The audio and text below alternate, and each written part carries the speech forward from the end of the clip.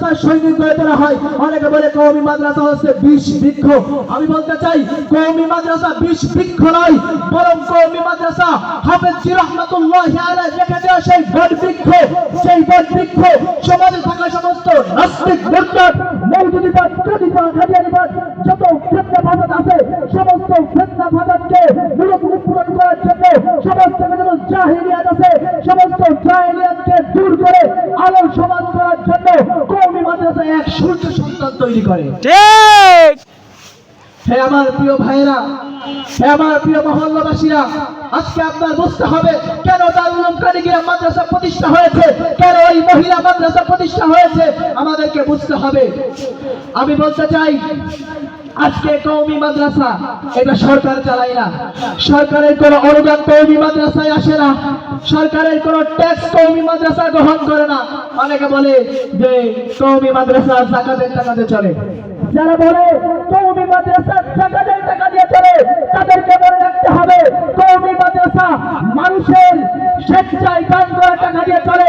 মানুষের খুশি হয়ে কৃষক, শ্রমিক, আবল, বৃদ্ধ সকলের টাকা দিয়ে কওমি মাদ্রাসা চলে এবং এই কওমি মাদ্রাসা থেকে কোন নাস্তিক মুরতাদ বের হয় না, কওমি মাদ্রাসা থেকে কোন সন্ত্রাস জঙ্গিবাদ বের হয় না, কওমি মাদ্রাসা থেকে হাফেজজির মতো আল্লাহওয়ালা বের হয়, কওমি মাদ্রাসা থেকে হুসাইন আহমদ মাদানী, আহমদুল্লাহ হাফেজজি, মাহমুদুল হাসান গঙ্গোই আর মামুনুল হক বের হয়। ঠিক।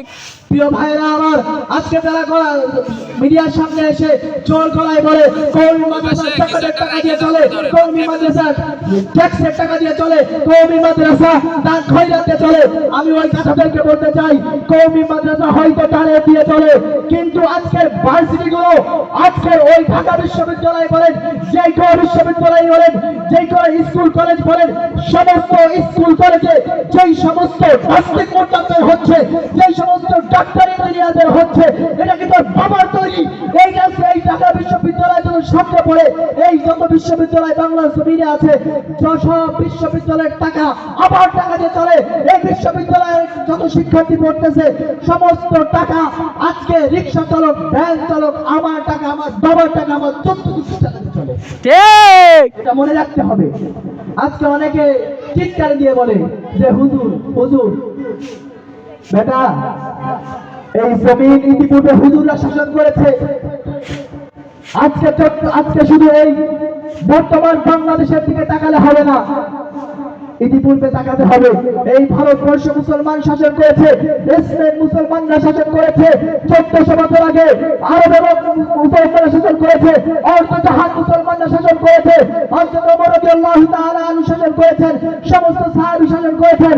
সুতরাং হয়তো আজকে বাংলার জমিনে কোরআনের শাসন নাই, বাংলার জমিনে হাদিসের শাসন নাই, বাংলার জমিনে শরিয়া শাসন নাই, কিন্তু ইনশাআল্লাহ ইনশাআল্লাহ বাংলার জমিনে কোরআনী শাসন হবে। বাংলার জমিনে আফগানের মধ্যে কালেমার পতাকা উড্ডীন হবে। আফগানে যেমন ওলামায়ে দেওবন্দের দ্বারা পরিচালিত সংসদ সদস্য পরিচালিত হয়, আফগানে যেমন সমস্ত মন্ত্রী পরিষদ পরিচালনা করে ওলামায়ে দেওবন্দ, ইনশাআল্লাহ বাংলার জমিনের সংসদ পরিচালনা করবে ওলামায়ে দেওবন্দ। আজকে আপনারা যে আজকে এই মাদ্রাসাগুলো, এই যে দারুল উলুম কারিগরিয়া মাদ্রাসা, এটা মুফতি আশরাফ আলী সাহেবের জন্যই প্রতিষ্ঠা করেছেন, যাতে এই গ্রামের মানুষগুলো, এই গ্রামের পথহারা মানুষগুলো যেন আলো পায়, এই পথহারা মানুষগুলো যেন আল্লাহ তাআলাকে চিনতে পারে। এই মেয়েগুলো যারা মাদ্রাসায় পড়ে, খোদার কসম করে বলছি, যারা এই মহিলা মাদ্রাসায় পড়ে, যারা কাঠিগ্রাম পুরুষ মাদ্রাসায় পড়ে, আপনি কোন ছেলে, কোন ছাত্র আজ পর্যন্ত যারা কাঠিগ্রাম থেকে চলে গিয়েছে, কোন ছাত্রর নামে চাঁদাবাজির মামলা নাই, কোন ছাত্র নামে টেন্ডারবাজির মামলা নাই, কোন ছাত্র একথা বলতে পারবে না যে কোন মেয়েকে স্কিপিং করেছে। কিন্তু আমি হাজার হাজার মানুষের নাম বলতে পারবো যারা ঢাকা বিশ্ববিদ্যালয় থেকে পড়ে আমাদের বাংলাদেশের টাকা নিয়ে বেগমপাড়ায় বাড়ি করতেছে, যারা বাংলাদেশের টাকা নিয়ে বিভিন্ন জায়গায় বাড়ি করতেছে, যারা ঢাকা বিশ্ববিদ্যালয় থেকে পড়ে সন্ত্রাস হয়, যারা আপনার ফাহাদের মতো সন্তানদেরকে হত্যা করে। আজকে বাংলাদেশের কোন কওমি মাদ্রাসা থেকে কোন ছাত্রকে হত্যার কোনো খবর পাওয়া যায় না, কিন্তু ঢাকা বিশ্ববিদ্যালয়ে আপনার ঢাকা বিশ্ববিদ্যালয় সহ যত বিশ্ববিদ্যালয় আছে সব বিশ্ববিদ্যালয়ে আজকে আমাদের কোমলমতি শিশুদেরকে হত্যা করা হচ্ছে। কিন্তু কোন কওমি মাদ্রাসা, আজকে যত কওমি মাদ্রাসা আছে বাংলাদেশে, কোন কওমি মাদ্রাসায় একটা ছাত্রকে হত্যা করা হয় না, কোন কওমি মাদ্রাসা সন্ত্রাস জন্ম দেয় না, কোন কওমি মাদ্রাসা জঙ্গিবাদ জন্ম দেয় না, কোন কওমি মাদ্রাসা চাঁদাবাজ জন্ম দেয় না।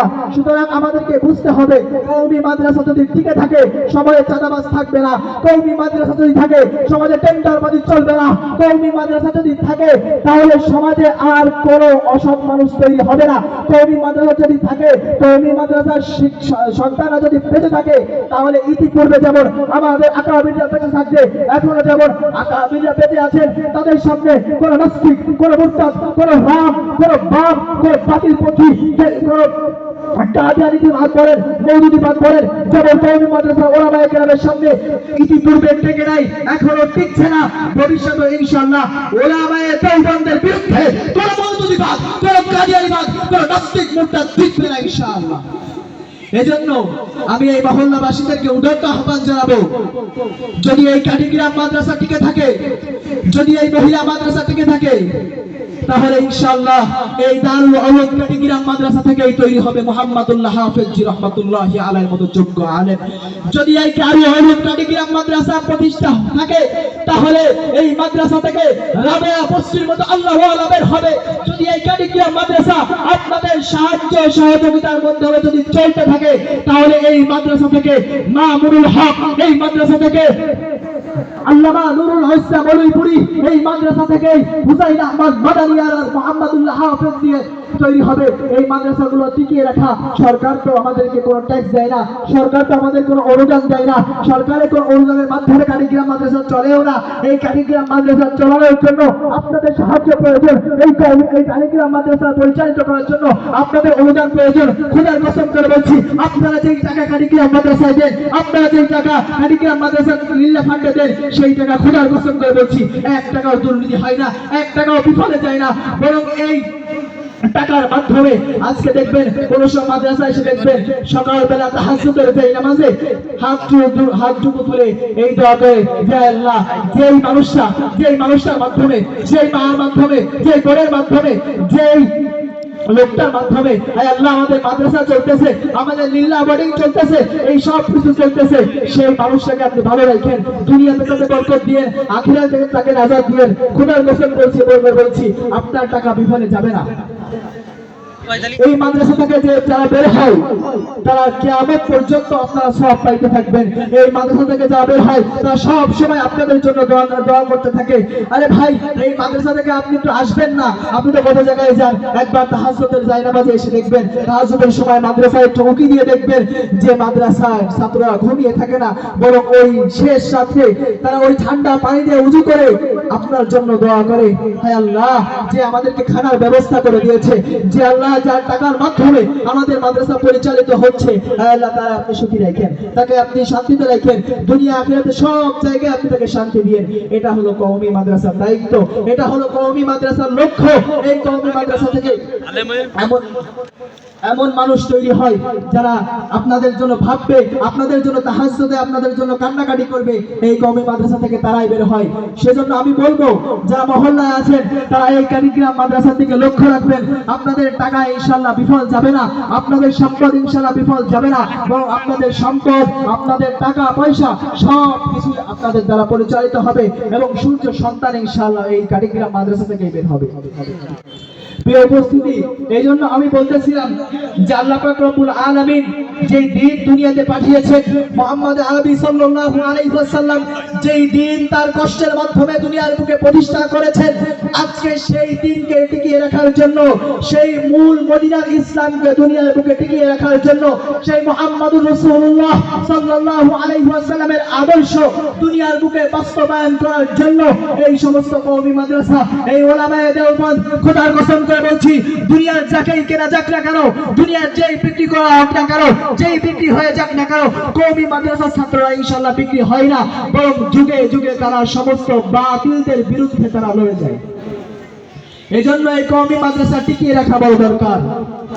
যারা আজকে যে সমস্ত মা বোনেরা মাহফিলে এসেছেন, আমি তাদেরকে বলবো যে আপনার সন্তানকে আপনি ডাক্তার বানাবেন।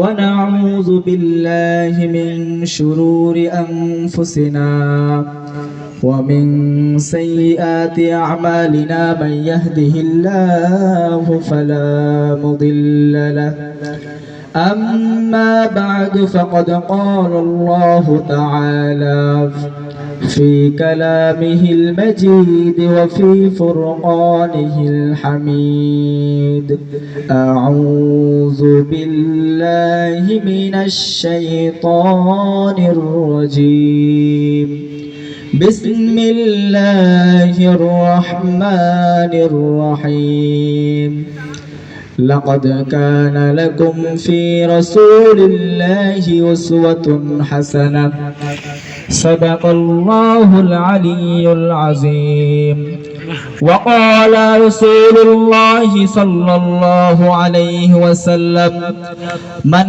أحب سنتي فقد أحبني ومن أحبني كان معي في الجنة أو كما قال عليه الصلاة والسلام সবাই দুরূদ ইব্রাহিম পড়ি আল্লাহুম্মা সাল্লি আলা মুহাম্মাদ ওয়া আলা আলি মুহাম্মাদ কামা সাল্লাইতা আলা ইব্রাহিম ওয়া আলা আলি ইব্রাহিম ইন্নাকা হামিদুম মাজিদ اللهم بارك على محمد وعلى آل محمد كما باركت على إبراهيم وعلى آل إبراهيم إنك حميد مجيد الحمد لله দারুল উলুম কাটিগ্রাম মহিলা মাদ্রাসার উদ্যোগে আয়োজিত আজকের এই 17তম বার্ষিক ওয়াজ মাহফিলের সম্মানিত সভাপতি, প্রধান মেহমান এবং আমার সামনে উপস্থিত প্রাণপ্রিয় মুসলিম ভাইয়েরা, সকলকে আমি জানাই আমার পক্ষ থেকে আন্তরিক শুভেচ্ছা ও অভিনন্দন। মহান আল্লাহ পাক রব্বুল আলামিনের দরবারে শুকরিয়া আদায় করি, যিনি আমাদেরকে মাগরিবের নামাজ আদায় করার পর ওলামায়ে কেরামের কথা শুনেছি এবং তারপরে আল্লাহ পাক রব্বুল আলামিন আমাকে যা কিছু বলায় এবং আপনাদেরকে শোনার তৌফিক দেন, এই সমস্ত কাজ আল্লাহ পাক রব্বুল আলামিন আমাদের দ্বারা করিয়েছেন। এটা আল্লাহ পাক রব্বুল আলামিনের অনুগ্রহ ছাড়া অন্য কিছু নয়। মহান আল্লাহ পাক রব্বুল আলামিন আমাদেরকে দুনিয়াতে সৃষ্টি করেছেন, শুধু শুধু সৃষ্টি আল্লাহ পাক রব্বুল আলামিন কোনো কিছু করেন নাই এবং আল্লাহ পাক রব্বুল আলামিন আমাদেরকেও শুধু শুধু সৃষ্টি করেন নাই। মহান আল্লাহ পাক রব্বুল আলামিন একটি মহৎ উদ্দেশ্যে মানব জাতিকে সৃষ্টি করেছেন। আল্লাহ পাক রব্বুল আলামিন কালামে পাকের মধ্যে ইরশাদ করেন, ওয়ামা খালাকতুল জিন্না ওয়াল ইনসা ইল্লা লিয়াবুদুন, আমি মানুষ এবং জিন জাতিকে শুধুমাত্র আমার ইবাদত করার জন্য সৃষ্টি করেছি। অর্থাৎ এই আয়াত দ্বারা স্পষ্ট হয়ে যায় যে আল্লাহ পাক রব্বুল আলামিন আমাদেরকে দুনিয়ায় শুধুমাত্র ঘুরে বেড়ানো, খাওয়া দাওয়া এগুলোর জন্যই আল্লাহ পাক রব্বুল আলামিন আমাদেরকে সৃষ্টি করেননি, বরং আল্লাহ পাক রব্বুল আলামিন আমাদেরকে দুনিয়াতে পাঠিয়েছেন মহান আল্লাহ পাক রব্বুল আলামিনের ইবাদত করার জন্য এবং এই ইবাদত করে আল্লাহ পাক রব্বুল আলামিনের সন্তুষ্টি অর্জন করতে এবং আল্লাহ পাক রব্বুল আলামিনের সন্তুষ্টি অর্জন করে চিরসুখের জান্নাত অর্জন করার জন্য আল্লাহ পাক রব্বুল আলামিন আমাদেরকে সৃষ্টি করেছেন। আর আল্লাহ পাক রব্বুল আলামিন আমাদেরকে সৃষ্টি করে যে ইবাদতের জন্য আল্লাহ পাক রব্বুল আলামিন আমাদেরকে সৃষ্টি করেছেন, সেই ইবাদত শিক্ষা দেওয়ার জন্য যুগে যুগে আল্লাহ পাক রব্বুল আলামিন অসংখ্য নবী রাসূল প্রেরণ করেছেন। যেই নবী রাসূলরা আল্লাহ পাক রব্বুল আলামিনের নির্দেশে দুনিয়ার বুকে কালেমার দাওয়াত পৌঁছে দিয়েছেন। কিভাবে আমল করলে আল্লাহকে পাওয়া যায়, কিভাবে আমল করলে জাহান্নাম থেকে বাঁচা যায়, কিভাবে আমল করলে জান্নাত পাওয়া যায়, সেই পথ দেখানোর জন্য আল্লাহ পাক রব্বুল আলামিন যুগে যুগে নবী রাসূল প্রেরণ করেছেন। সর্বশেষ মহান আল্লাহ পাক রব্বুল আলামিন নবী করিম সাল্লাল্লাহু আলাইহি ওয়াসাল্লামকে সৃষ্টি করেছেন যেন এই আধারে নিমজ্জিত সমস্ত মানব জাতি যেন আলোর দেখা পায়, সমস্ত পথ ভোলা মানুষ যেন আল্লাহ তাআলার পথ পেয়ে যায়, কিভাবে জাহান্নাম থেকে বাঁচতে হয়, কিভাবে জাহান্নাম থেকে বাঁচতে হয়, জান্নাত অর্জন করতে হয়। সেজন্যই আল্লাহ পাক রব্বুল আলামিন নবী করিম সাল্লাল্লাহু আলাইহি ওয়াসাল্লামকে দুনিয়াতে পাঠিয়েছেন।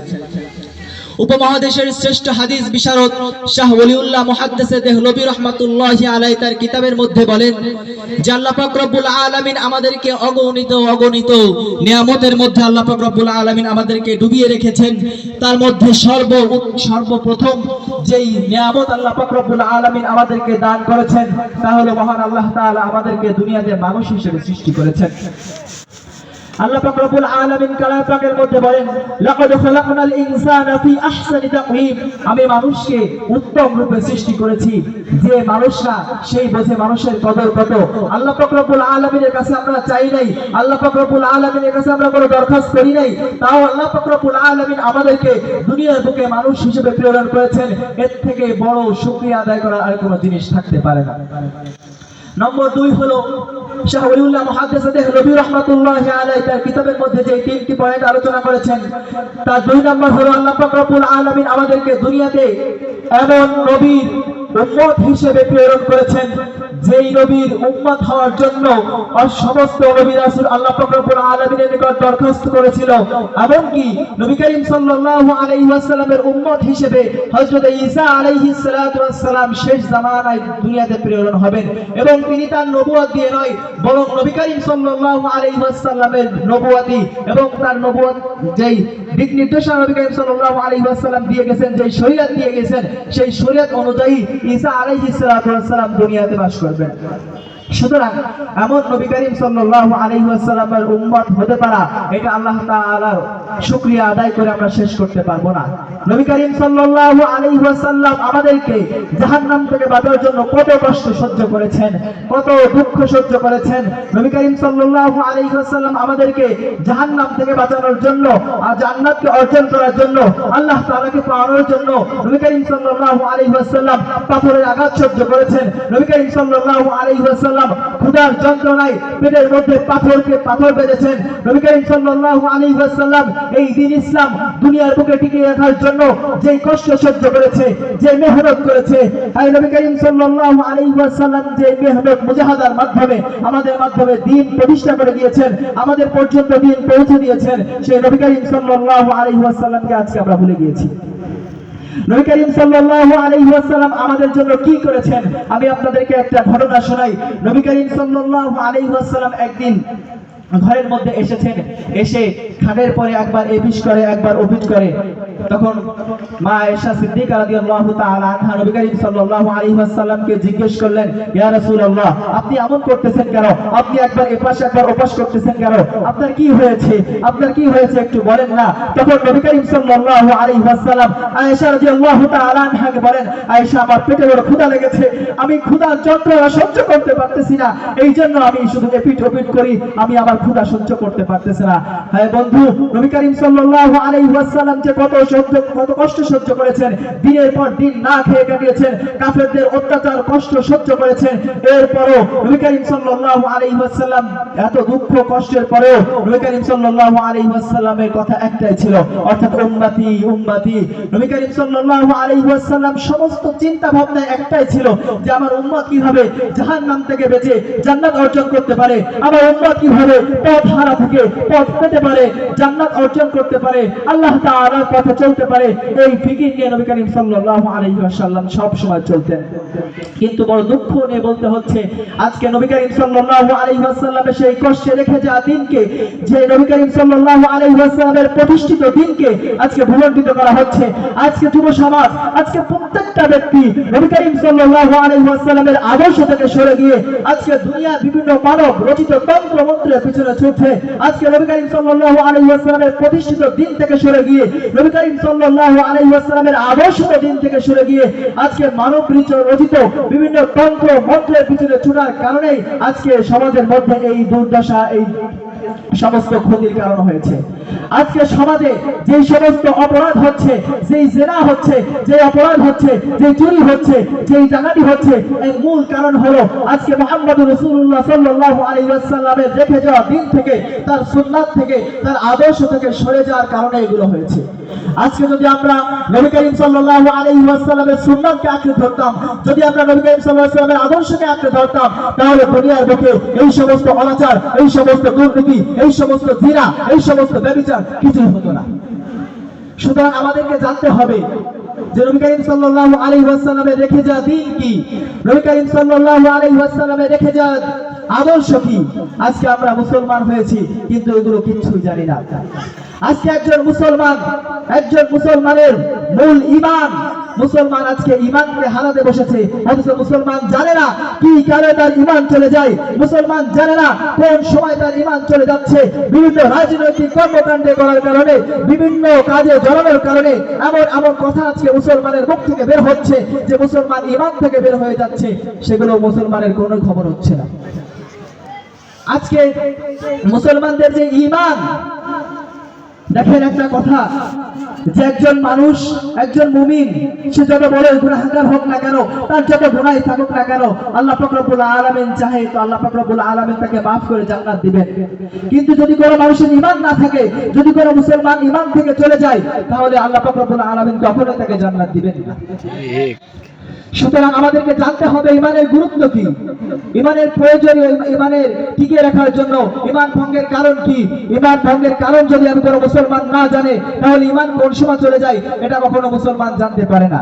আর এই ঈমান কিভাবে মজবুত করতে হয়, ঈমান কিভাবে শিখতে হয়, নবীজির আদর্শকে কিভাবে লালন করতে হয়, নবীজির আদর্শ কিভাবে দুনিয়ার বুকে টিকিয়ে রাখতে হয়, কিভাবে নবী করিম সাল্লাল্লাহু আলাইহি ওয়াসাল্লামের রেখে যাওয়া দ্বীনকে আল্লাহর জমিনে প্রতিষ্ঠা করতে হয়, এগুলোই শিক্ষা দেওয়া হয় একমাত্র কওমি মাদ্রাসায়। অনেকে দেখবেন কওমি মাদ্রাসাকে কুরুক্তি করে বলে, বিভিন্ন নাস্তিক মুরতাদ, যে কওমি মাদ্রাসা রেখে যাওয়ার দরকার কি, কওমি মাদ্রাসা সমাজে কি উপকার করে, কওমি মাদ্রাসার কোনো প্রয়োজন নাই, কারণ কওমি মাদ্রাসা হলে তো দুনিয়ার কোনো উন্নতি হয় না, না কওমি মাদ্রাসাতে ডাক্তার বের হয়, না কওমি মাদ্রাসা থেকে ইঞ্জিনিয়ার বের হয়। আরে গাধা, কওমি মাদ্রাসা ইঞ্জিনিয়ার তৈরির কারখানা নয়, কওমি মাদ্রাসা ডাক্তার তৈরির কারখানা নয়, কওমি মাদ্রাসা কোনো নাস্তিক মুরতাদ বানানোর কারখানা নয়, কওমি মাদ্রাসা হলো আদর্শ মানুষ তৈরি করার কারখানা। কওমি মাদ্রাসা শুধুমাত্র দুনিয়ার ভিতর লাইন নয়, বরং আল্লাহ